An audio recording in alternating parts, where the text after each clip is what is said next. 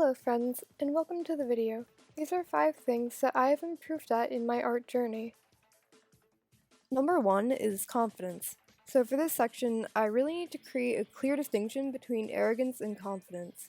Confidence is defined as a feeling of self-assurance that comes from an appreciation of one's abilities or qualities, and arrogance is characterized by having an exaggerated sense of one's importance or abilities.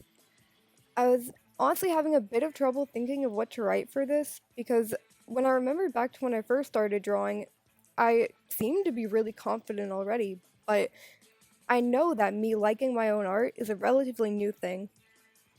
I was really just arrogant when I started drawing just to draw in 4th grade. I kind of had this mentality that my art was so much better than so many other people's, but that I also didn't like most of what I was drawing. My mentality fully shifted into I hate my art later on, and slowly I began to like my art and shrug off that arrogance and build confidence in my work.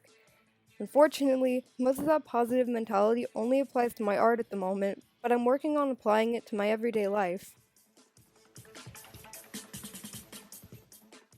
Number 2 is character designs.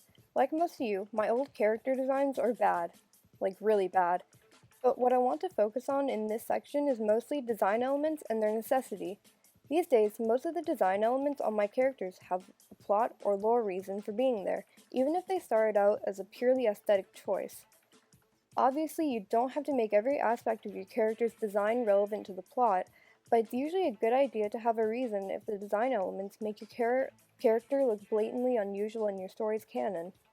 Like, if your story takes place on Earth and your character has blue horns coming out of their head, it's usually best to explain why they have those horns at some point in your story. If you want to go even further, you can also explain why they're blue, why they're shaped the way they are, or even why no one else has horns if you really want to do some world building and make this version of Earth your own. So for this part, I have drawn 2 of my characters, Alexander and Chandon, with their old and new designs to compare the number of design elements that actually have a reason for being there.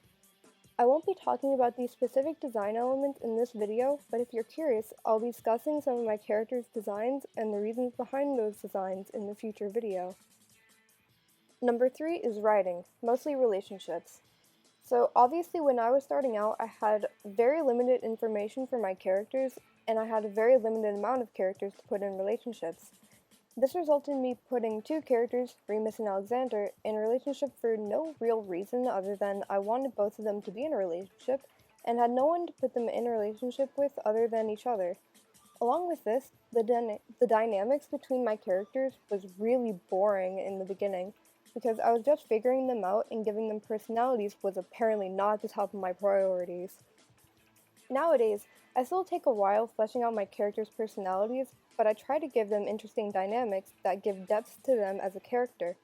If you're looking for advice on how to get better at characterizing your characters, I can really only say that time is the best way to organically give life to your character. It's like getting to know a real person. You can't know every piece of information about them when you first meet them.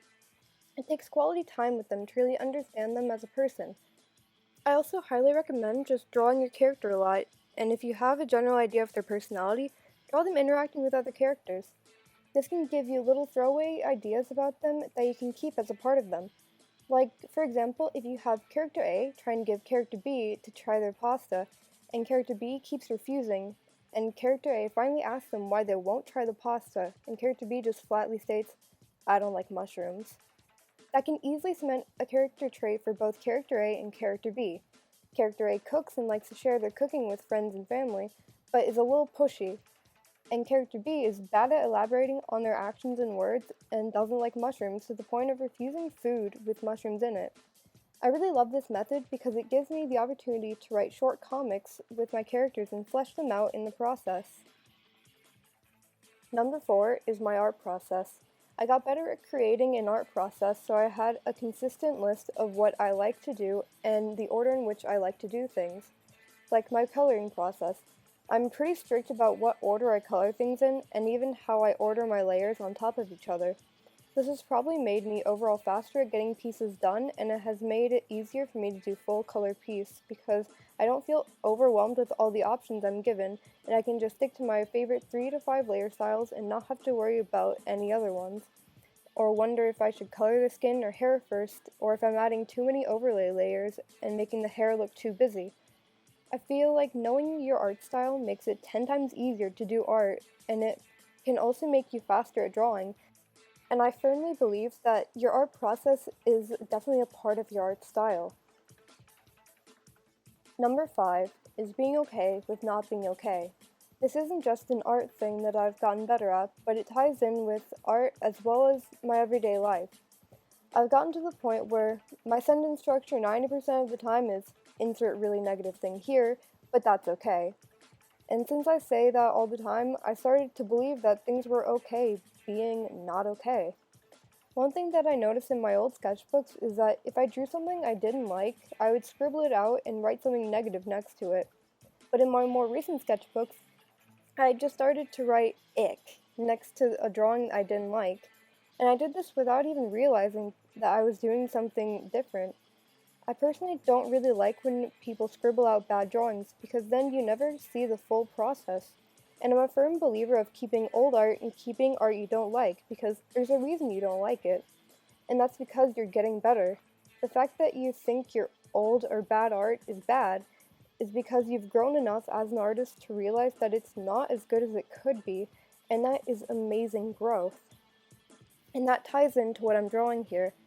I decided to just draw what I would imagine the word growth to be as a person, kind of a nature or forest nymph, maybe. I just really like it.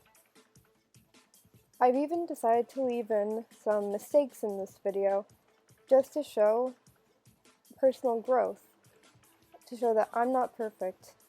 I even kept in where my art program crashed because I work on a really old computer, honestly, and the art program I'm using is probably a bit too heavy for it. Like, it's a bit too much for it to handle, and if I do certain things in it, it could crash. And it was honestly my bad. And with that, I'll be ending this video. I hope you all enjoyed, and if you liked the video, leave a thumbs up and comment what you liked about it. If you want more videos like this, subscribe to let me know you want more.